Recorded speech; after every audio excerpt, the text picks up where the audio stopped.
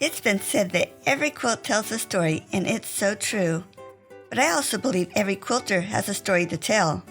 I wanted to hear about the people behind these wonderful quilts and thought you'd enjoy hearing about their lives also. Welcome to A Quilter's Life.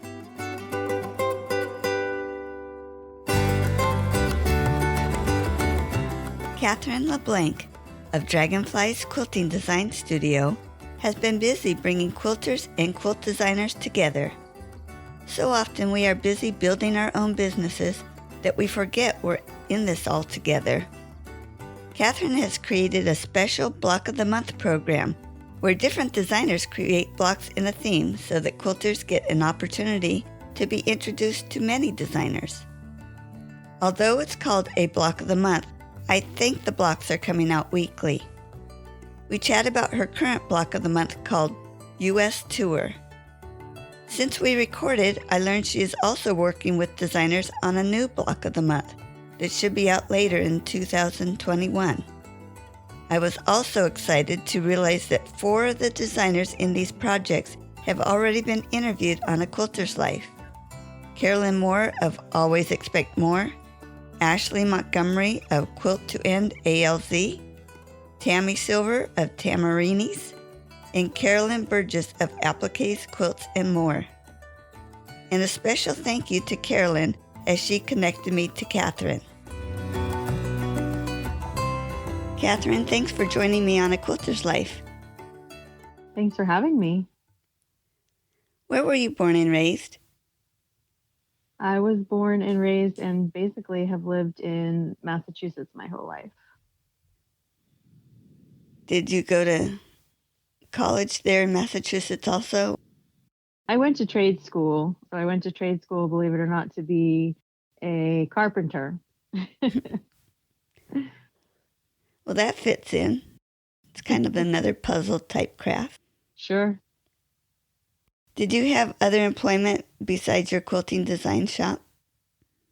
Yes, I actually worked for a local corporate office for a pharmaceutical company.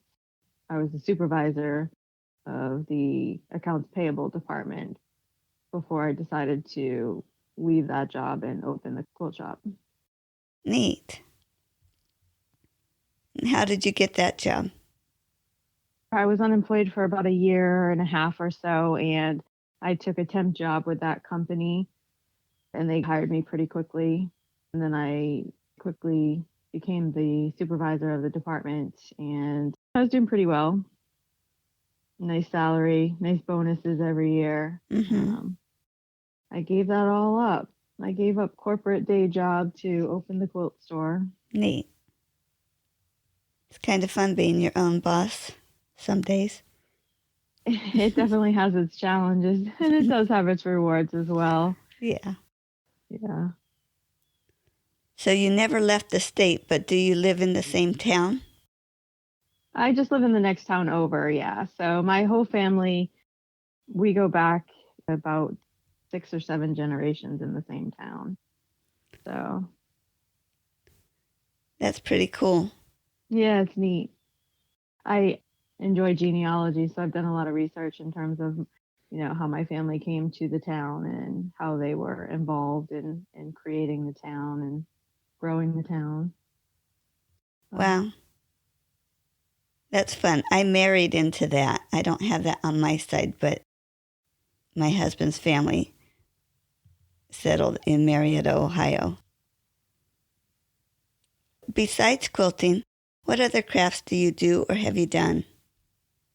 Well, I kind of started quilting and never really looked back, although when I was young, my mom did do a lot of crafts with my sister and I. We did all sorts of things. We did basket weaving and crocheting and all that stuff too. So she was pretty active in teaching us different crafts. And I really didn't do anything with the crafts until I became much older. And then that's when I started quilting. And I just honestly, I got addicted to quilting and never looked back. Was that when you were in school or after school? It was when I was about, I would say my early 30s, about 10 years ago. So after school, I was already involved in my career and stuff like that. Okay. Do you do any other hobbies? Like I said, genealogy is big on my list of to-dos. Again, it's one of those addictive habits like quilting that you kind of get started on it and it takes you down a path. Mm-hmm. But I create a lot of content for my social media accounts. I call them brain games. And I do that to help quilters keep their minds sharp. I figure if you're going to be on social media, you might as well be staying sharp at the same time while you're at it. So each day of the week, I release a different graphic game. It's static graphics for social media, but it's something for quilters to interact with. So I consider that one of my hobbies is creating these little games for people to play on social media. How fun. Have people engaged in that a lot? Yeah, I think I have a pretty strong following, and people will guess the answers to the different games and things like that. And they'll tell me how much they like it or hate it, or how hard it is, or if it's too easy. So it's fun. Neat. And who introduced you to quilting? I really didn't have anybody in my life that quilted. I mean, my mom sewed when we were young. She sewed our dresses and things like that, little summer dresses and big events and things like that that we went to. She would sew us dresses, but that was one of the things that she maybe didn't really teach me. So when I came to sewing slash quilting, it was just something that I sort of picked up one day and I said, I'd like to make a couple pillowcases. And I started making pillowcases, which I think was where a lot of quilters sometimes start with, the old burrito tube pillowcase with the French seams. And then it was on to my first quilt and the rest was history. Mm-hmm. Do you still have that first quilt? I do. I do. It was actually on my bed for about 10 years. So I think I did the same thing that a lot of new quilters who don't really know what they're doing or haven't had any kind of formal training. I made this king size quilt, which is often sometimes what we do. We get into these projects that are too big for us. I didn't really quilt it. I didn't really understand that you need to keep all those 3 layers together very well before you start washing these things. Oh, no. So the first time we washed it, all the batting shifted and broke apart and got all jumbled up in areas and things like that because we didn't really quilt it. So it was about 8 years and I finally took it apart and I quilted it on the long arm and rebound it and everything with some new backing, and I still have it. It's in good shape. So. Wow. Tell me about your favorite quilt. I think my favorite quilt is a quilt that I designed and made. I call it the wedding quilt. Just about to release a pattern for it, probably in the next few months. But I gave it to my sister and her husband for their wedding.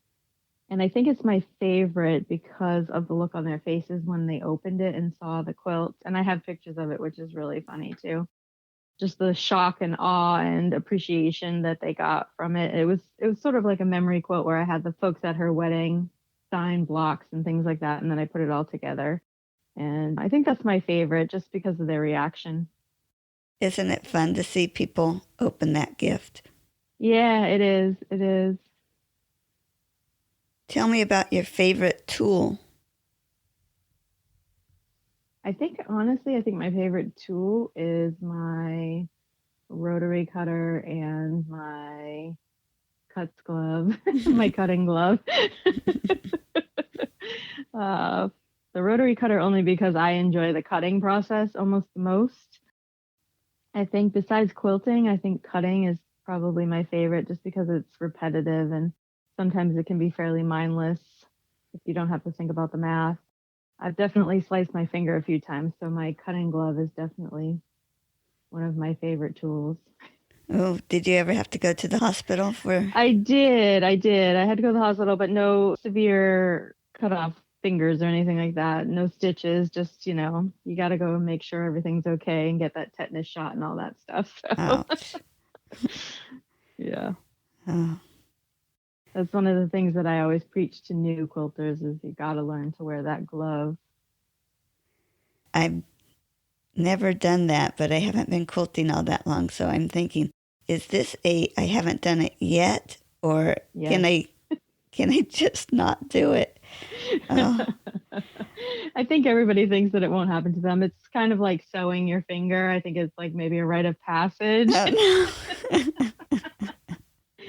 Uh, Oh. So you said cutting was your favorite part? yeah, cutting and quilting are both my favorite part of the process. I'm not a huge fan of putting the tops together. I don't mind piecing blocks, but when it comes to putting the big tops together, that's kind of where I falter. Hmm. Strange, I know. Yeah. So what is it about the quilting process that you really like? Oh, I love quilting. I learned to free motion quilt on my domestic, and I taught that a lot in the shop. Then I got a long arm, and then, once you get a long arm, you kind of never go back. I just enjoy it. I enjoy being able to just play with what's in my mind and put that onto the quilt. Hmm.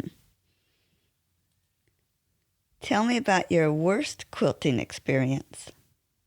When I had just started quilting, I think I was maybe not even a year in, and I was into my second or third class at the local quilt shop. I was fortunate that I had one in my town, and I was in a class, and I was rushing and struggling to keep up with the rest of the class. And the teacher came to me and said to me, you really need to learn how to sew an accurate 1/4 inch seam because my blocks weren't coming out the right size. And she said, once you learn that 1/4 inch seam, then your blocks will come out the right size. But then she never actually told me what I needed to do to learn the 1/4 inch seam. So it carried that with me for a long time. And I never really did know what all that meant until, believe it or not, until I opened the store and I was sewing with a friend of mine. And she said, well, you need to account for the thread and the fold. And I said, oh, well, that makes total sense. So once I understood what that was, I was able to piece perfect blocks from there on out. I was good, but I still struggled a little bit with that 1/4 inch seam. And I wish that she had told me what that was so that I didn't have to struggle for quite so long. Yeah. Yeah. So that's one of the things that I preach to beginner quilters. I enjoy teaching beginner quilters, and I always preach that you've got to practice learning your 1/4 inch seam. And I teach them how to do it, so they have no excuse not to know. Why do you make quilts? I don't know. I think at this point it's an obsession. I've basically made quilts for every single person I've ever known, and now I make them for myself. So why do I make quilts today? Today I make them for myself. I'm all about making actually bed-size quilts at this point because I always had to make samples for the shop, and a lot of times they're smaller or they're quick and you just kind of throw the top together. So right now I'm kind of in a phase where I'm working on a few for myself that are bed-size that I can hold on to forever, Yeah. so to speak. Yeah. So you've made a lot of samples for the shop too? Yeah. It was never ending. Never Mm-hmm. ending. What are you working on right now? I'm actually working on two. They're called 365 quilts. They're by Kathryn Kerr. I believe she's out of Australia. And every day for 365 days, you make a block, and they get progressively harder and harder and harder as you go. And so I'm actually in the process of making two of them, one for myself and one for my sister. And those will be like our heirloom quilts. I'm only about 4 or 5 months in. So, and Kathryn Kerr, she does this program over and over again every year. So you can kind of jump in and out depending on how your life is. If life gets busy and you don't have a lot of time, you can jump in and jump back out again. And because it's constantly revolving each year, you just pick up where you left off the next year or what have you. That's what I'm working on right now. Yeah, it's a lot of fun. It's a lot of technique. You really have to take your time and pay attention to what you're doing and learning a lot of piecing that, a lot of times we try to stay away from piecing that has like an 1/8 inch or a 3/16 or something like that. And a lot of these blocks have those kind of measurements. So it's definitely building my skills in terms of measuring and cutting and sewing accurately, which is really cool. Wow. Does she have videos that go along with that? No, there's no videos, but they have a pretty strong Facebook presence. And the platform she's on right now, you're able to go in and kind of ask questions and get answers and things like that. So, Okay. Share a quilting tip. I think I would have to go with learn your 1/4 inch seam like I talked about. I wondered if that was it. Yeah, I think so. I think part of what people don't realize is they maybe get a 1/4 inch foot, or they mark off the 1/4 inch on the bed of their machine and then they sew, and you put a ruler up to that and it measures a 1/4 inch, but really it needs to be a scant 1/4 inch. Like I said, you have to account for the thread and also the fold when you fold that seam open. And I think also the reason why I say practice it often and practice it regularly is because you're always using different kinds of fabric and you're always using different kinds of thread. So if you use a really thin, say, polyester thread on some really thin, let's say, batik, your 1/4 inch seam is going to be slightly different than it would be if you're working with a nice cotton that has been processed a lot. And so it's got like a nice thick texture to it. And then you're using cotton thread, let's say, that's going to be totally different than if you were using a polyester thread with a really thin batik. Your seam allowance is going to be different. So you might have to adjust slightly. So I think that it's really important to understand the materials that you're working with and that every 1/4 inch seam isn't the same. You know, they're not all created equal. It's nice to be able to practice that and know when you need to adjust it and things like that. And it really makes a difference in your piecing. Now describe how you went from having quilting as a hobby to having it as a business. I was working my corporate office job and I was working up to supervisor. So I was working at home a lot and I was working a lot of hours. I was salaried, and I just decided one day that I wanted more out of life, let's say. I wanted to enjoy my life a little bit more. And so I thought, well, you know what? I'm just going to quit my job and I'm going to open a store. And everybody thought I was bananas. But I didn't have a loan. I didn't have any capital. I didn't have any money. I literally gave my 3 weeks notice and went and found a retail space to rent. And the landlord actually ended up giving me a really great discount. And, you know, he waived like the deposit, and it was just all these kind of fell into place. And I just quit and never looked back. It's really weird. Not very many people do it that way. Most people do it the right way. They build up to it. So how long did it take for you to get the word out that you were open? I mean, I had a pretty good turnout day one. I had a local shop that was in the next town over that allowed me to promote within their events and within their customer base. So that was really nice. And they were very helpful. They helped me along the way quite a bit. So it didn't take too much to get the word out because I was able to utilize that. And I was in different groups, and I was involved in some quilting communities and things like that at the different shops that I had been going to and taking classes at and things like that. So it was pretty easy to get the word out. I was really petrified when I opened the store because I came from a corporate office where, you know, it's cubicle situation, open air cubicle, and there's 3,000 people on the same floor where you work.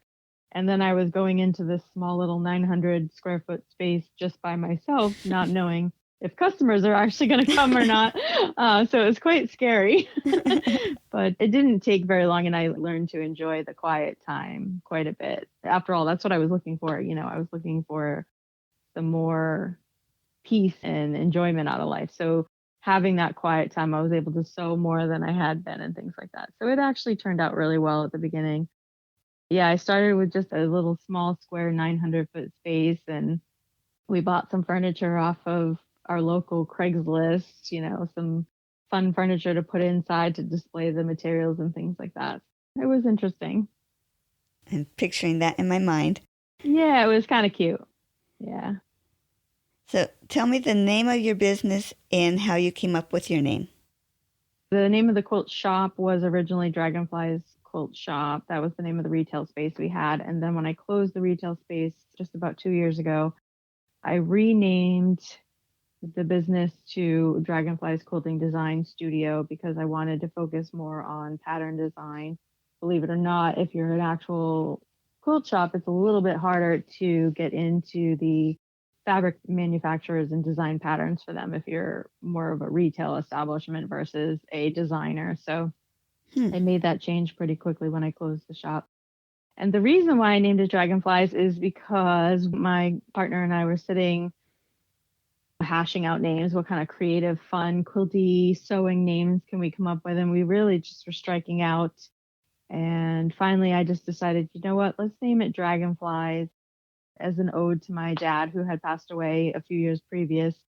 He really loved dragonflies, and I just thought, you know what, this will be fun. He's probably up there getting a kick out of what I'm doing, and it's a little ode to him. And it worked out well. It gave me a theme. It gave me something to be specific about in terms of my purchasing and things like that. I was able to kind of cater to having lots of dragonflies, and dragonflies are really prevalent in a lot of people's lives.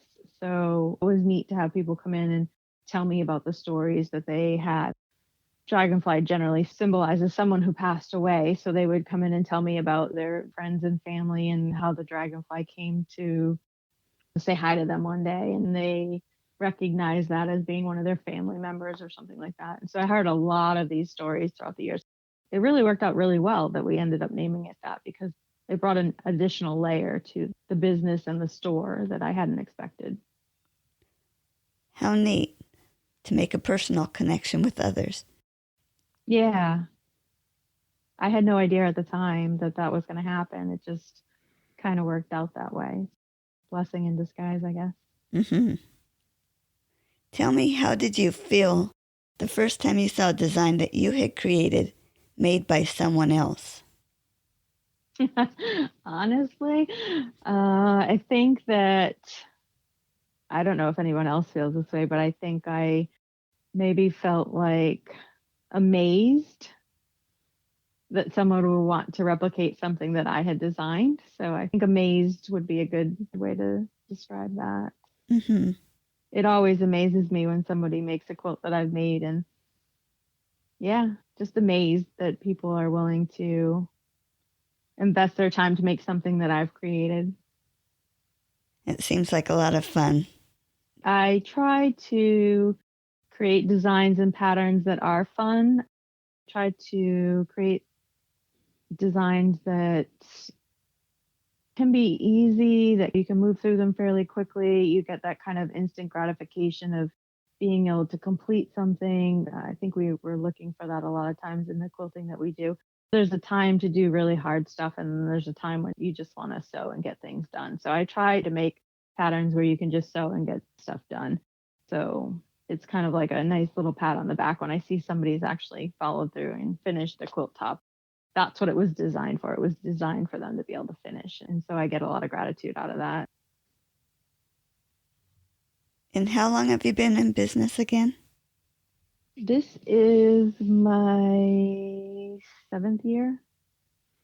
I did 5 years with the store open, and this is my 2nd year being without the store. So right now I am 100% retail sales on social media and the internet. And where can people find your business? I am at www.dragonfliesquiltshop.com. I also have another site that is www.blockofthemo, so standing for block of the month. That's blockofthemo.com. And then we also have a site that is www.designersquiltshow.com, and that one stemmed from when the pandemic hit and we were not allowed to go out to our quilt shows anymore. I got together with some designers and I developed a website where we were able to do a virtual quilt show, so to speak. So that came from that. And then also on social media, I'm on Facebook. I have a bunch of different Facebook pages and groups, and we do book clubs, and We have an overstock group where we do some clearance sales, and Instagram. I'm at Dragonfly's Quilting Design Studio on Instagram. I'm on Twitter. I'm on Pinterest, although I'm not as prevalent on Pinterest and Twitter, but you can pretty much find me just about anywhere. Great. Now, the Quilting Around the Block collaboration with your other designer friends. Mm-hmm. Let's talk about that a little bit. I was excited to see that at least 4 of the other designers have already been interviewed. That's great. That's really great. I think we kind of run in a little bit of a circle together. We all belong to a pattern designers group on Facebook, and so we collaborate often in a lot of different activities. And so the Quilting Around the Block collaboration, we're calling it the US Tour. Each week a new designer will release a block for the customer. It's complimentary. A lot of times we'll ask for an email sign up or want you to engage with us in some way. And the block is complimentary. And we have a Facebook group as well that's called Quilting Around the Block. At the end, we'll have more than 52 designs. We'll probably have 54 or 55, something like that. And the customer's welcome to pop in at any time and start working on some of those blocks, interact with the designers, learn their style. So it's really great for customers to be able to find their tribe with different designers. And you may not vibe with every designer, but you might find a couple of designers throughout the process that you just decide, hey, these are my peeps, and I'm going to stick with these quilters for maybe for life, who knows, or at least get to know them. And I think it's just really great to experience all the quilting industry has to offer than just what's in our immediate little kind of bubble. Yeah. So it's nice. I've also been learning the different designers and what they also offer as well. And I've hooked into a few communities that I will be a lifer for too. So for the designers as well, not only just to connect with customers, but other professionals in our industry has been really great. That is so neat that you're giving people the opportunity to find everybody. Yeah, it's been a lot of fun. So going into this culture of the pattern designer world and finding that they accept one another so well, and then it's how can we work together and all succeed has been really fantastic. It's just absolutely been phenomenal. That's great. Well, thank you, Kathryn. Thank you. I appreciate it. Bye. Bye-bye.